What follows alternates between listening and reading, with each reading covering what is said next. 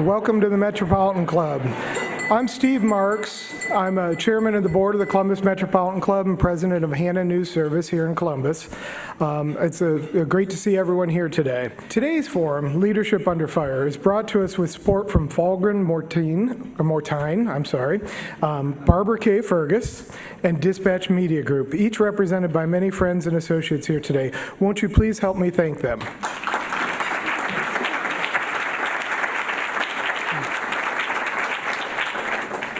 It's no secret that our neighbors in Dayton have had a trying year. It started in the spring with the controversial KKK rally that generated national coverage for its drama, as much as the community's anti-hate response to it. Just a few days later, a natural disaster as tornadoes wreaked havoc in the area, bringing widespread damage, injury, and loss of life. And then came August 4th. 9 lives ended, a community in shock, and suddenly Dayton, in tandem with El Paso, was on the front lines of our nation's epidemic of gun violence. With the eyes and ears of the world upon her, it is the mayor of Dayton that must take the spotlight. Please welcome the mayor of Dayton, Nan Whaley.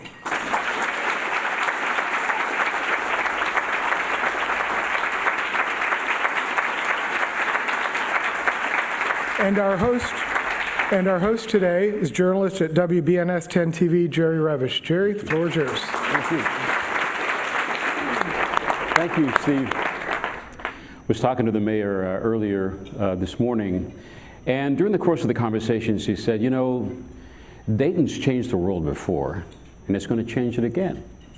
And so I circled back to that question at the end of my interview with her, and I said, you said something about Dayton changing the world before and it'll change it again. What did you mean by that? She said, you don't know? Right, does everybody know? The Wright brothers. Yeah, come on. So after I wiped the egg off my face, I said, we'll be on stage here in a little while. And so great to have you today. Thanks a lot. You know, you've become the face of mayors across the country who are upset about these mass shootings and want to see lawmakers take some action. Mm-hmm. In the past couple of months since the Dayton shooting, tell me any steps that have been made toward getting that accomplished. Well, it's a pleasure to be here and appreciate everybody's interest in my city, a city that has had just a hell of a summer. And I think it's been an interesting time these 2 months for Dayton and for our community for sure. What we've seen, Dayton was the site of the 250th mass shooting this year. A study just came out, The Hill reported today, 151 mass shootings, they have different definitions, have happened in 151 different congressional districts. And for Dayton, I think Dayton is a place that people know about. It's not a big city, it's not a small city, but it's a city that is in every town. Mm-hmm. And I think with what happened in El Paso and then 14 hours later in Dayton, it really galvanized the conversation about gun violence again. So you always hope that, I know every mayor before me that's gone through this and the mayors that have followed me now, always hope that they're the city that change will happen. And particularly for my community, when the vigil happened that night at 8 o'clock and the governor came just hours after the shooting, they started saying and hollering, do something. Yes, I was there. Yeah, oh yeah, so I think, you know, I feel very called to this work. I've always been active in working to end gun violence and that movement with mayors all across the country, but to see my community in anger and frustration to drive for action makes this just all the more important that we get something done right now. How did you handle that moment? It seemed really organic, spontaneous. Yes. The crowd was gathering and there were several speakers before the governor got up, but during his remarks, do something, came from the crowd. How did that make you feel and how did you manage that? Well, I mean, I was a little nervous for the governor, frankly. We were on a stage in the middle of 5th Street, you know, where the massacre happened. And you could see State Highway Patrol kind of back, you know, they were doing an exit plan for the governor while this was happening. And I remember thinking, like, I understand this frustration. This is a vigil. We need to make sure that we honor honor the community and honor those that died by not having, and then they stormed the stage and the governor had to be run out. I mean, I didn't think that would be what's best for Dayton. And actually, when the governor was speaking, I mean, I don't think it really had anything to do, I think it had more to do with the governor's party than it did about the governor. He was actually talking about how it was the 26th anniversary of his daughter's death that day. So the crowd did not hear this at all. And I got up after he spoke, before the congressman spoke, and said, look, we're all in enormous pain, but this is a vigil to remember those whose lives have been lost. The time for action will be coming, but let us respect those lives. And the community did. And I think that's just what makes my community the best, is they have a grit and resilience about them, but they are respectful people, but they still demand something to be done on this issue and will not stop until something is. Most Americans and most gun owners now support some gun control. Seems like it would be a slam dunk to get this done. You would think. What's the problem? Well, I mean, if we've solved this problem, we've solved like democracy's issues in America right now, right?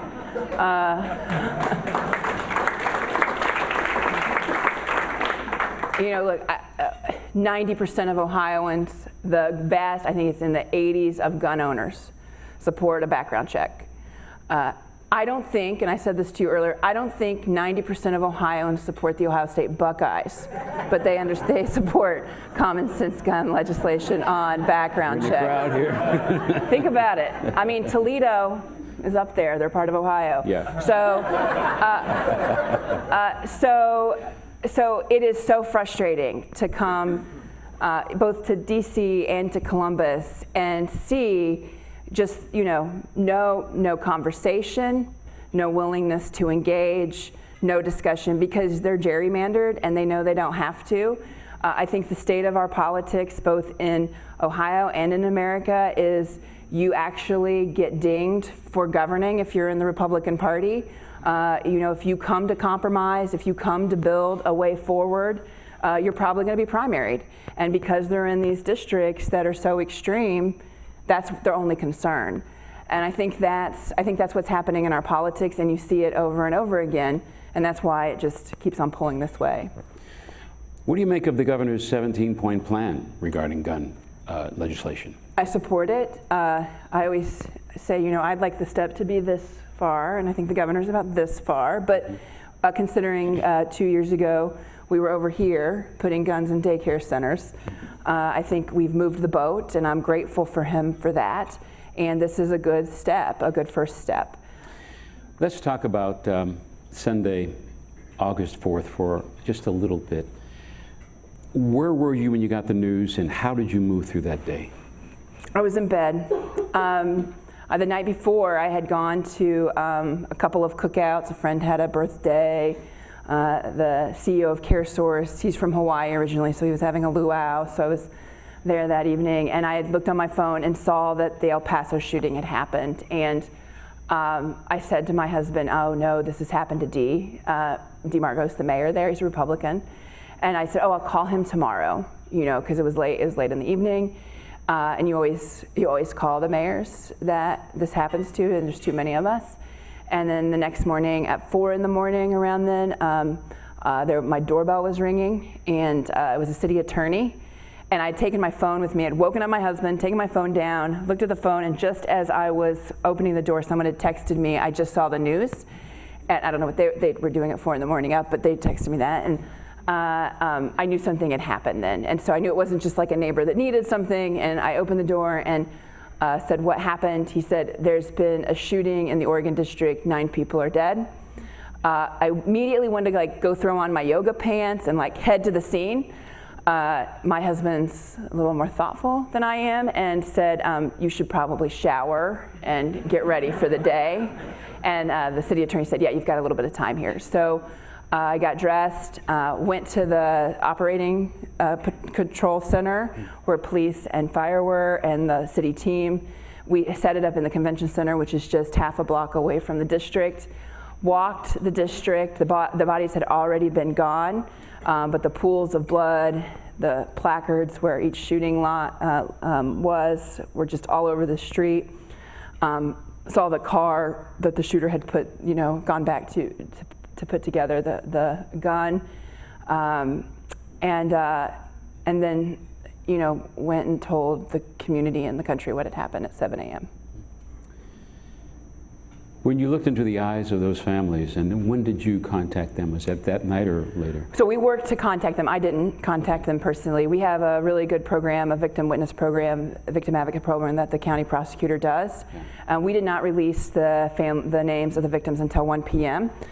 Because we wanted to make sure every family was reached. And one was someone that was a recent immigrant, and so we had to find across the globe that part of the family. And but they were told in the same area we were. So for both my husband and I, the sounds of families finding out is something we'll not forget. You sought some mental health therapy, some counseling. Absolutely. After the shootings. Absolutely. Tell me, how were you impacted by that? Look, I think what happens in these, I've been seeing a counselor for the summer. Okay, the summer has been tough, right? So, and I felt really. I said to my husband on the Tuesday or Wednesday, I said, I know so many people are hurting, and I don't want people just to think being tough or being Dayton strong is I got this. And I think the best thing to do is just to be honest that I'm going to see a counselor today and put that out so other people feel comfortable, like the mayor's doing it, everybody's doing it. Go talk to someone. And I did that particularly because of who's in the Oregon district. At 1 o'clock in the morning in the Oregon district, it's probably the most diverse place in our city. It's like what you dream your city could be. People, young people, older people. One of the victims was a dad out with his son, celebrating, enjoying a really great night. August 4th was great weather in Dayton, and just taking in their friends together. And they're young.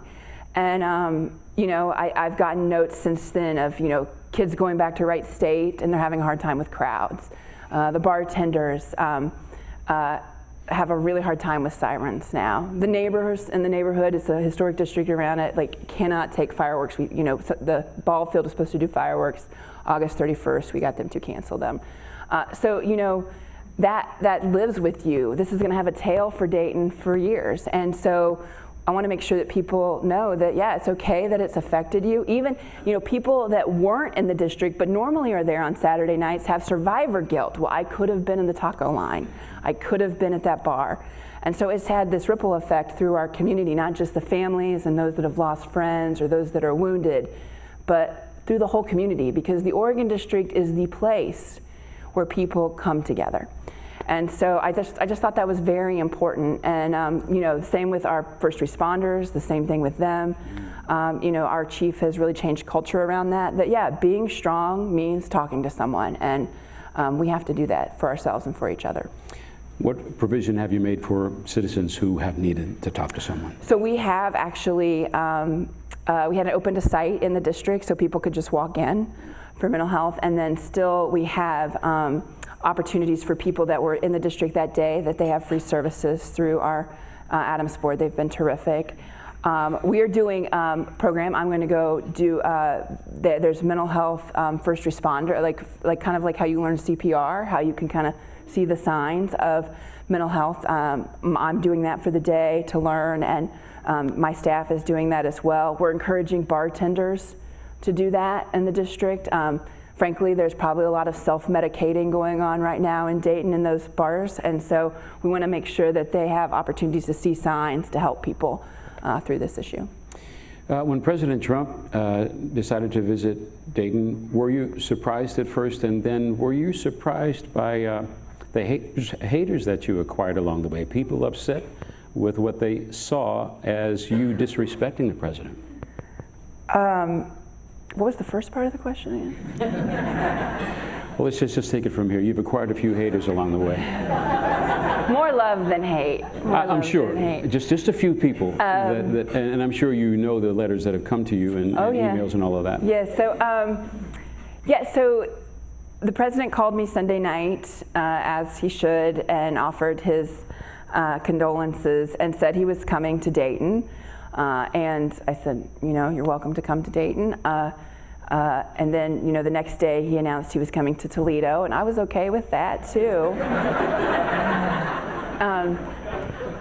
But he came, and there was a lot of back and forth on whether I was going to go to the hospital or not. I think they were a little nervous about me coming. And Senator Brown came down, and I want to be just very clear, this was very difficult for me. Sure.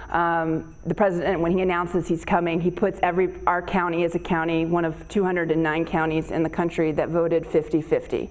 It's like dead even, and it voted for Obama twice and then voted for Trump. And so, for better or for worse, this president puts people in their corner. And when you're trying to bring a community together, that's not very helpful. So, the governor was terrific. We wanted him to go to the hospital, and we thought, I thought it said the victims. The governor or the president? The governor was. Okay. The governor encouraged the president to not go to the site, but go to the hospitals. Okay. And the victims and the first responders would be happy to see him, and we really moved his visit to say, where can you add value? Because if he came to the district again, the members that the owners of the businesses didn't want him there, and I think again the way he extremes folks is tough, and so. So I think that the citizens, the victims that met him were grateful to meet him. I said that. The senator said that.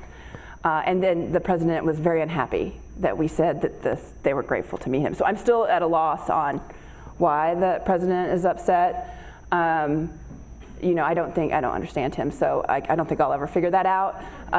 But what is sad is the minute that he tweeted at me, the mayor of Cincinnati called me and was like, oh, you're gonna need security detail right now. And I said, oh, you really think so? Oh yeah, and then immediately Dayton police were like, oh, you need security detail right now. So Dayton is a city, I don't have detail. I drive myself, I wander around happily, and so for that following week, I had these two guys with me for 24 hours a day, which is a strange situation. Yeah.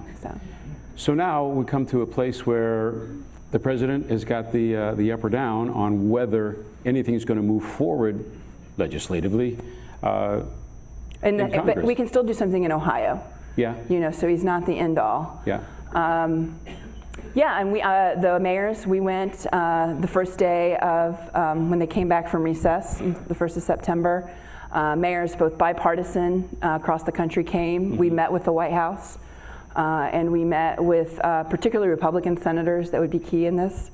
And there seemed to be an attitude of getting something done. Look, and I said this to the senators I met with, the Republican senators will say, well, the Democrats, they want this issue as a divider for 2020 because they know it's so good, 90%, back to that.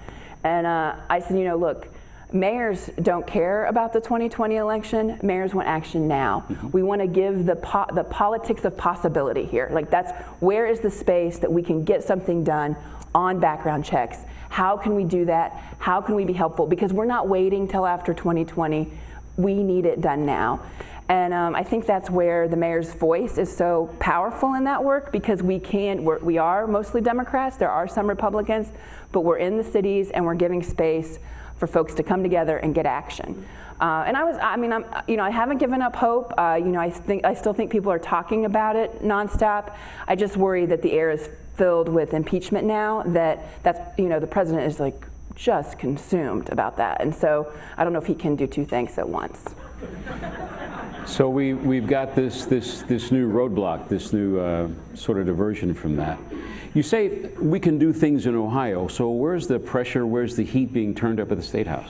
Well, the mayors and the police chiefs came to Ohio September 19th. We actually had a day of action with the Moms Demand that were there. I see them here, and they've been great.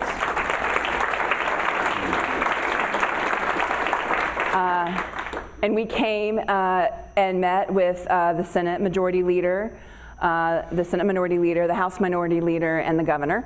And talked, and we had some other meetings too, and this was through the Ohio Mayors Alliance. It's the group of top 30 mayors in the state. I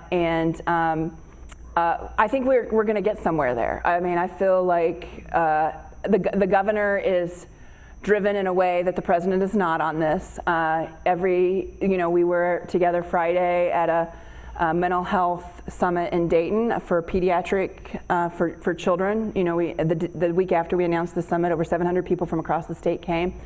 And even in that summit, he brought up, this is my commercial. We're going to need your help to move this gun legislation. So I think he's just bringing it up in every single place. Certainly, we are as mayors, we are supportive of it, and we'll do what we need to do to get something done on this issue. Dayton wasn't even the first city in Ohio that's had a shooting. Keep in mind, last year, there was a shooting in Cincinnati that everyone has forgotten about at Fountain Square. The shooting in Chardon. We have these mass shootings, and then we have shootings every single day in our communities that don't even make news. 2 days or 3 days before the mass shooting on August 4th, a woman in Dayton had a civil protection order against her husband. He went to the dollar store, shot her, and killed himself. No news. 3 days after the shooting and the mass shooting, a man was in his West Dayton neighborhood, shot dead. These are the kind of things that you don't even hear about that has just become regular in our communities. And I think it is the point of exasperation for mayors and police chiefs. You think people are a little desensitized, just traumatized out with all of this and just are kind of frozen here? I don't think the public is. No. I think the public is motivated like I've never seen on this issue. Let's talk about you as a leader for a moment here. Before this tragedy, you were already dealing with a dozen tornadoes that had broken out, the opioid crisis, and jobs had been leaving your city for a good little while. I saw the Frontline story on Dayton, and you were in that and front and center. How are you managing these things? What do you do to move these issues forward? Well, it sounds like a great job you described right there. It does. It's full time. Yeah. Dave Chappelle came into this show in Dayton, and someone screamed, Dave for mayor, and he hollered back, like, never mayor of Dayton, a fate worse than a prolonged death, is what he said back. I said, Dave, I heard you said that. And he said, well, at least I said it in Dayton, Nan. So, yeah, it's tough. leadership calls you to times that are difficult, and that's the work. It's not something you think about; it's something you do. And I love my job. All kidding aside, it's an incredible honor to be the mayor of a city that has been kicked and kicked and kicked for 5 decades. And be unflinchingly honest about that, but still celebrate what greatness and awesomeness that is in this community. The trend lines and the policies that have been made by the federal and state government have been unfriendly to Dayton since the 1960s, and so I think, we're starting to see now mid-sized cities across the country starting to say this and saying, hey, most people live in these kind of towns. What are we doing for these kind of towns that have gotten less and less funding, less and less help, less safety net, and less attention paid to them? And so that's really important for us to use the voice, because that's the people that are here. Let's talk about your people there in Dayton for a moment. They're the best people. Yeah. They're the best. They're the best. They are the best. Yeah. Our photographer was there when the tornadoes broke out, and he was saying, as he was walking through some of those ravaged neighborhoods, people whose homes weren't even behind them anymore were asking him, can we get you some water? Yeah. How can we help you? What did you think about that? I'm not surprised. Dayton is a gritty, resilient city. I'm not originally from Dayton. I'm from Indiana, and really went to the University of Dayton and fell in love with the city. It is a city that believes if you work hard and play by the rules, you should get ahead. Yeah. Full stop. What's frustrating is that's not the case in America anymore, and so cities like Dayton feel like they've been gypped, and they have. It's been rigged against them. But the people are so committed to the community and to what they believe that they don't give up on that, and I think that's what makes the town so great. I was saying earlier too, we had a lot of national media that came through, you came through, and some of the national folks would say they didn't understand, mostly the coastals, and they'd come and say, people would come up to them and say, are you going to remember Dayton? What are you going to remember? What is it? And they didn't understand why Daytonians were asking this. And I would say to them, you've missed the point. Dayton always thinks is going to be forgotten and ignored because it has been forgotten and ignored. And so that is what, it's not necessarily about the shooting, it's about how this has happened to them time and time and time again. And that's why they're asking that question. How is it that a Klan rally came to Dayton? I have no idea. They were from Indiana, not from where I'm from, but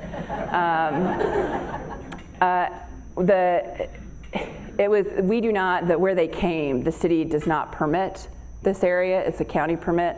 And frankly, the county had really poor permit rules around this that allowed them to come in with no rules. And I think they seek out those kind of places. So governments have to be very attentive to what their permit rules are, because if not, you'll get a hate group come to your town that's not even from the state. There'll be like less than a dozen people. It will require $600,000 of money. Is that what you spent? Yes, to protect the whole community, because then when they come, Antifa comes with 75 assault weapons, because we're allowed to have assault weapons as open carry in this state because there is no assault weapons banned and it's an open carry state. So just imagine that if someone got annoyed and there's 75 assault weapons just hanging out, what happens? That's why you have to have so much police, is really that. It's not to protect the white supremacist group, it's really to protect the community. And pretty much your city resisted the whole thought and the premise and the theme and philosophy of these people coming in. Oh, absolutely. I mean, the community, again, came together, had an event off-site where thousands of people came, and we had people peacefully protesting. Not a single arrest during the time.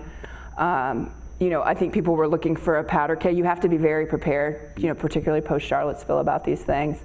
I think Dayton Police just does a terrific job. They did a terrific job through this. They did it, you know, our first responders did an amazing job through the tornado, and then obviously an amazing job through the shooting. The national police chiefs, like Chief Ramsey used to be the chief of Washington, D.C. and New York, et cetera, said that our briefings with the police were the best he had ever seen. And so we just try to be very transparent. That's how we always are. So it was nice. We were kind of excited the national media came and told the local media they had it that good. So, you know, that's the standard, I think, in Dayton. Now, they are really tired, Dayton Police is, after this summer. Mm-hmm. And they still have the opioid crisis to deal with. And how are you doing with that? Well, you know, we were the 4th city in the country to sue the drug companies to hold them accountable. We're looking to see fruition in that very soon.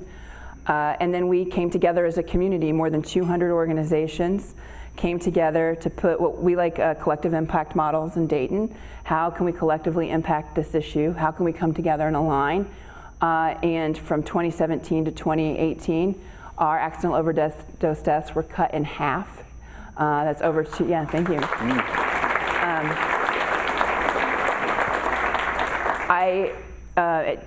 I want, you know, people would say when we were dealing with this again head on, they say, well, you know, what's your goal here? I said, you know, I want Dayton to be the place that treats addiction like the disease that it is. This is a mental health issue as well as a disease of addiction. And so we're really excited too. We have this great program called 115 that has built a campus with a lot of money from Google to set and really study how we can treat addiction like a disease. And so they take people, all people, in for short-term to long-term, inpatient, outpatient, to really, so we can really learn and understand what this disease is about. For too long, we have been dealing with addiction in the basement of churches. That is admirable, but not the way to really deal with a disease. And so I'm heartened by this work that we're doing. Some folks are still not comfortable with using naloxone to treat folks who have overdosed. Their thought is you're just enabling them to overdose again and again with the thought somebody's going to come and save them. What's your comment to that? You know, I'm saddened by that comment because someone that is addicted is still a human being. And we can't, you know, we can work to get someone to be recovering if they're alive. We cannot get them to be recovering if they're dead. It's the same argument, I think, that is, you know, we have 100 gun deaths a day in this country. Most are suicide, and so they say, well, if you take away the gun, they'll just, you know, kill themselves some other way. Well, they won't be as successful, you know, and it's better if they're not successful so we can enter and figure out what's going on to save that life. And I think those kind of comments are just very callous about how we look at, you know, humans and human life in general these days, and so it's frustrating. You mentioned guns there, so let's come back to that for a little bit. The NRA, have you tried to engage them at all? Make them understand your position?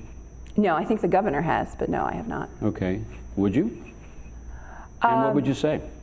Well, I would say they're wrong. I mean, I mean, the NRA is a group that is, you know, funded by gun makers. So their goal is to make more guns. My goal is to have less guns. That's, you know, there's too many guns. So I don't see how. And my goal isn't to make money on this issue, right? And so I think we just have like diametrically opposed views. They've had their way for the past, you know, since 1994. I'm heartened that because of the work of Moms Demand Action, March for Our Lives, Sandy Hook Promise, Everytown, these groups have said enough, and particularly women are leading this effort to say enough and to compromise with someone that wants more guns when we want less guns. I don't see how we're going to come to fruition there. Public education, what kind of You're really covering everything. Well, I have to. You're the mayor, you cover everything, right? You cover everything. Schools there in Dayton, what kind of grade would you give, and what kind of grade did the state give them? Well, the state, we were on the blocks for takeover, and we this past grades, which is really a goofy system, I have to say. You know, you can just like go look at the income level and then grade the districts. You know, what's the income level of this school, and then you can give a grade. That's what it is. And Dayton is a poor community, and 99% of our kids are getting free lunch. To give you an idea of how poor the kids of Dayton are, but they are making progress and moving quite dramatically in value added. 2 years ago, I ran a slate and endorsed a slate for the school board with the business community and labor to come together and say, look, we need to take over these schools as our community, and we've done that.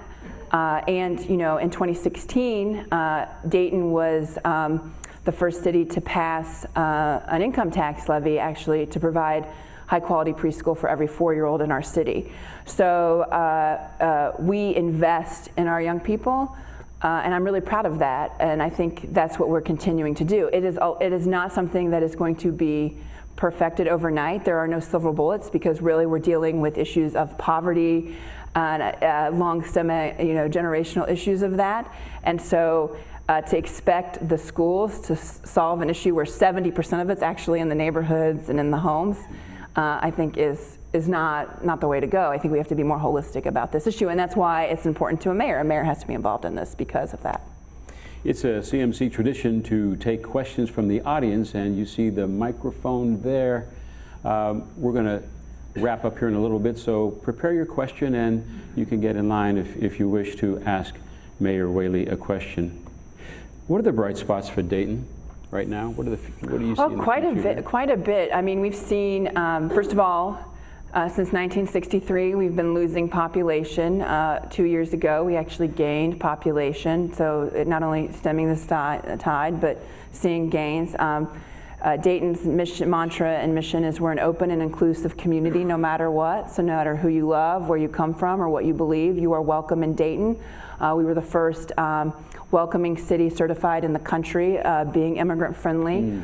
We really, really believe that diversity is the key to growth. And I think that's starting to pay off even in a mid-sized city. We have tremendous investment in our urban center now, where we cannot build housing fast enough. But hey, it's way cheaper in Dayton, so you can come and live there. We're seeing that young people and seniors moving in and really taking advantage of the walkability of our community. We're seeing investment in our neighborhoods. Just last week, we announced the opening of Gym City Market, which is an employee-owned market in a food desert where the community came together and are opening this grocery, which I think is going to have to be the model, frankly, as the disruption in retail happens. And I think for once there are tailwinds in the market for Dayton because people want unique urban spaces, and Dayton offers that at a bargain price. So we're really excited about what's happening. You're gaining population. Where are people coming from, and what are they finding? There's jobs. Are you getting more jobs there? Oh yeah, so we have the lowest unemployment rate we've had in I think like 25 years now. It's been cut in half since I was mayor. What kind of work? Well, pretty much advanced manufacturing is still a key part of our jobs. We have Wright-Patterson Air Force Base, which is the largest single site employer in the state. So a lot of, I think per capita, we're still in the high marks of engineers in the country, lots of engineers in Dayton. And so a lot of that talented workforce. If you saw the Frontline documentary, you see though, this issue of jobs, there are still like low paying jobs that are a problem, and it's a problem in all our communities. Because again, Dayton's belief, if you work hard, play by the rules, you should get ahead. That's not the case when you take these low-paying jobs. You can't even provide for your family, and I think that's an issue not just for Dayton, but the country that we have to reckon with. We're going to take some questions now. Please state your name and your question. Yes, good afternoon. My name is Melanie Amato, and I work for the City of Dublin, specifically with the Dublin Police Department. Great. And I have two questions for you. How are those officers, you said they were tired, but how are they doing now, and what is the city doing to support them? Mm-hmm. And then all like city governments, we do exercises to prepare for natural disasters or mass shootings. When you had the tornadoes and you've lived through that, is there any advice that you have for a city now that you've lived through a national disaster that you said, hey, I wish we would have prepared for that better? Those are great questions. Yes, so first with Dayton Police, we have mental health folks on call for them whenever they need them. And then for the officers that were there, I didn't mention this, but I think most people know, when the shooting happened in Dayton, and nine people died and dozens were injured, the shooter did that in 32 seconds. The police stopped the shooter in 32 seconds. There happened to be 7 officers like 2 doors over, because it's the Oregon district, and we do just have regular police presence. To watch the video is harrowing. They have their pistol running towards this guy while he has this enormous gun shooting back. Amazing training, amazing heroism. So they first were, like any officer involved shooting, immediately went on paid leave. They go through a lot of mental health efforts through that, and we still continue to do that for the police. I should also mention that my police chief is really into mindfulness, he's a yoga instructor, so this is like a thing for Dayton. We're really zen about our ways, even in the police department. You wouldn't think that in Dayton, but that is, Chief Beal's been amazing and just been a tremendous leader in that. Secondly, for both efforts, my city manager and I kid that we could go and do crisis management teaching anywhere, because we've been through so many this year. We've gotten it down. I don't want to use it anymore. I would say a couple things. One, media is changing so dramatically, and I know we say that, but so dramatically, it's not even the same as it was a year ago. And for our community, if it's not on Facebook, it's not going on. And so it became more important for us to do Facebook Lives than to even talk to the media. And then secondly, I think having an understanding, particularly when you have something that was, I didn't really understand this until later. Maybe it's best I was clueless, but we would do these press conferences. I insisted on doing press conferences every 3 hours, because I said to the media, I'm going to be transparent with you. In return, don't report things that you have made up or just heard on the street. That's why we're going to come see you every 3 hours. And I think that's really important. Police sometimes will say, well, we don't need to do that because we don't have anything to say. you can say the same thing. That is all right. And so we did that, and I think that was very, very helpful. What I didn't realize is that, like CNN was going live with these. I had no idea that was happening. I didn't really understand that like the whole week. I think it was like Friday, because I don't have cable, and so I didn't understand. I didn't know who these people I was talking to were. I just kept on talking. So that's, I think, having an understanding of just how it goes right on. And even it used to be when you would do media press events, you were talking to the media, but you're not. It's like on to anybody, and I think that's a change that I'm even adjusting to. Thanks for the question. Yes. Rochelle O'Connor, and I first want to thank you for all that you've done for the movement. Thank you.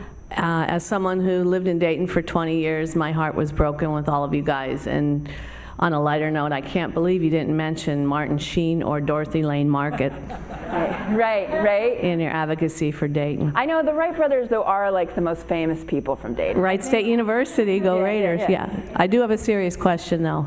How, in this climate of things, do you think you're going to get something done? First of all, you're fighting home rule as a mayor, Right. I think people understand what that is that were here a couple weeks ago. You have bipartisan legislation from Senator Lehner with Senate Bill 183-84, but that's not really getting the hearings yet that it should be getting. So, two-part question, how are you going to get something done? And when push comes to shove, what are your must-haves on that list of things that the legislation should include? So my understanding, and Senator Lehner has been also from Dayton, a great leader on this. When we had the press conference with the Ohio mayors, I think she really set the stage where she came up and spoke, because we were in the Senate side, and she said, it's an honor to be here, and I apologize for not getting here sooner. And so she's been just a tremendous leader in this effort, and we're very grateful for her. I think the difference here is the governor is going to have to be key in this. He's going to drop his bill. It's one package on Monday. We're going to put our back into that as much as possible. It's a way that we can get movement. Again, it's not as far as I'd like to go, but it's a step, and it's a step in the direction we need. I am hopeful that we can get a red flag law through. That's something like I think we really see a lane for.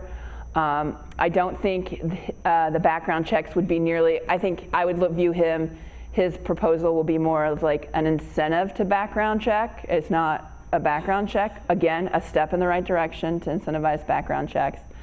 But I recognize that the legislature is bought by the Buckeye Firearms Association, and that's a reality during this time, and we have work to do to make sure that the voices of Ohio own the state legislature, and that won't be done until 2020, but there's still opportunities for movement today. Hello. Hi, I'm Kyle. Kyle Lauderhan. Hi, Nan. Mayor Whaley, I should say.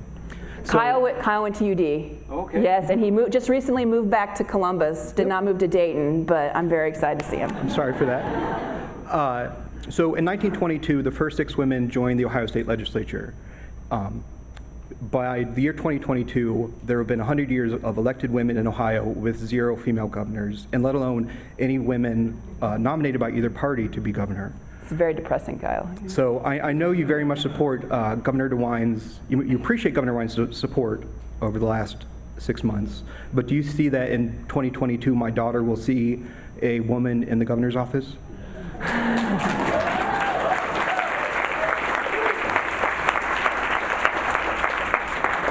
Well, we're always hopeful for women executives, right? As a mayor, I think of the top 200 cities in the country, which Dayton is one of, I think there's 38 women. So we have an issue around executive women leaders. And so I'm always hopeful of that. For me, I'm trying to get through this year, which has been a beast. So thank you, Kyle. Well, just to piggyback on that a little bit, Oh, you. would you Yeah, that's what I was going to do. would you consider running for mayor, a governor again? Oh, sure.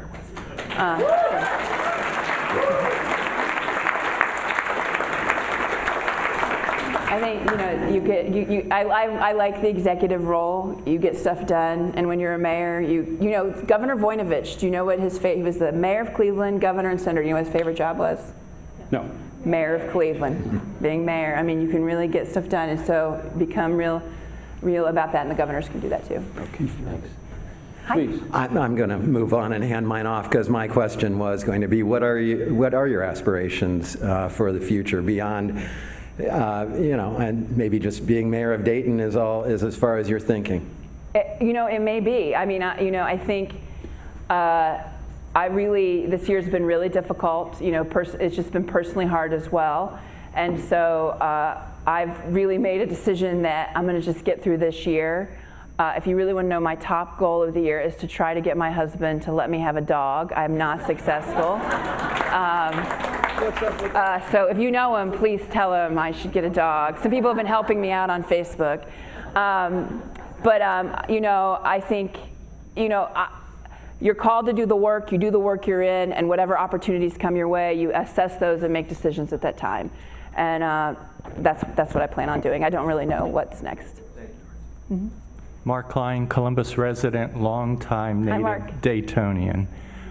Went to school downtown Dayton, urban school, lived through the 60s and 70s in the downtown area, seen the transition, and was in the Oregon District earlier that night. About a block and a half. Were you? Were you having dinner? A block and a half away from Newcomb's, where I met my wife.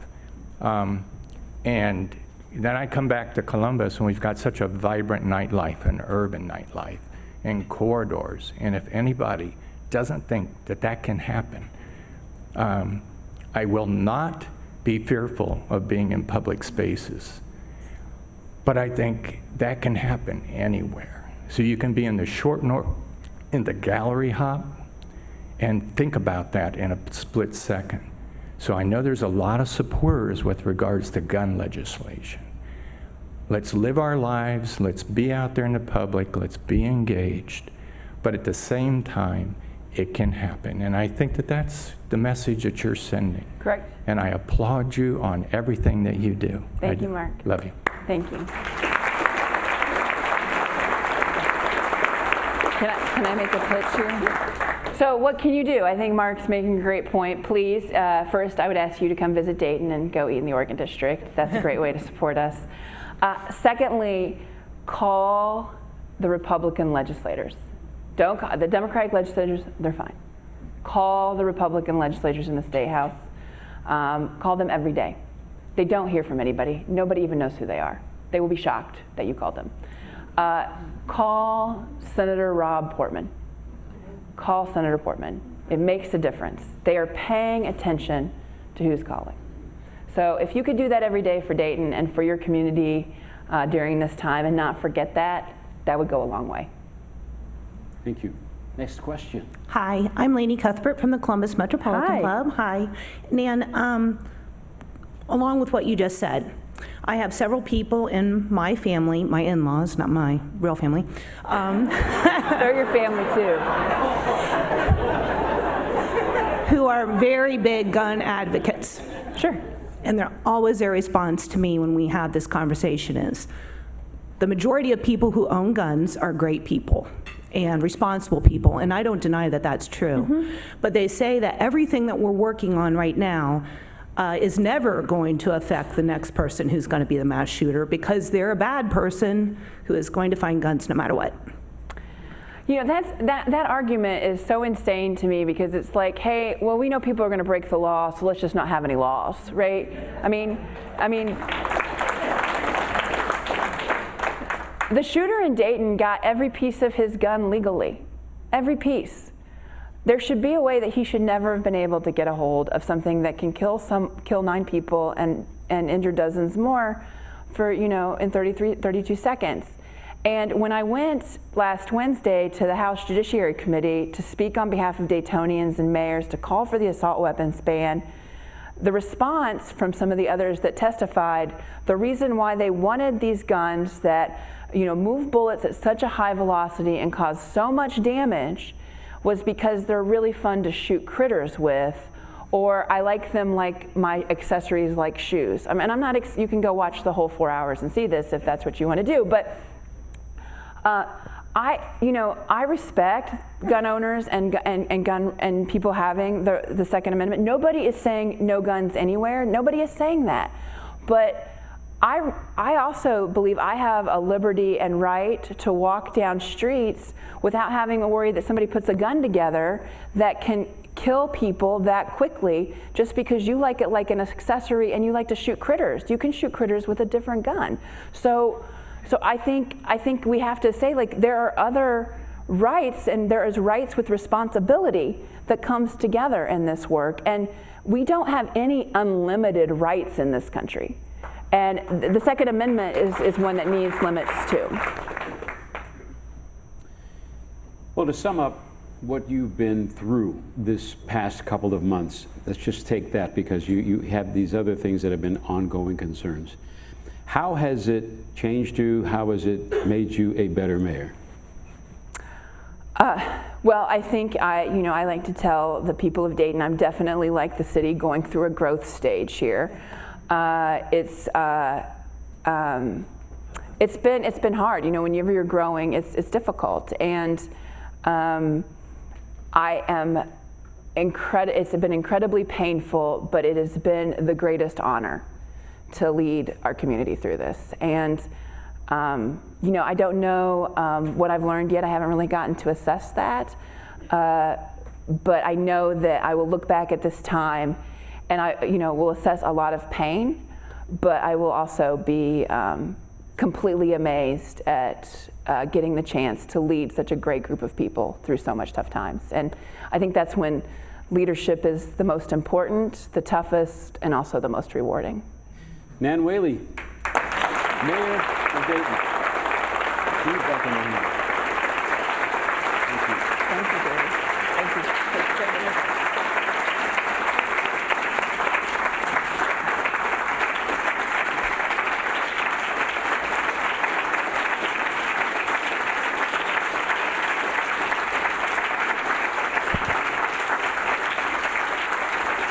I hope you found today's forum as enlightening as I did. Let's thank our sponsors and partners, Falgren Mortine, Barbara K. Fergus, and Dispatch Media Group. And of course, our speakers, Mayor Nan Whaley and Jerry Revish. And a special thanks to all of you. We will look forward to seeing you next week at CMC.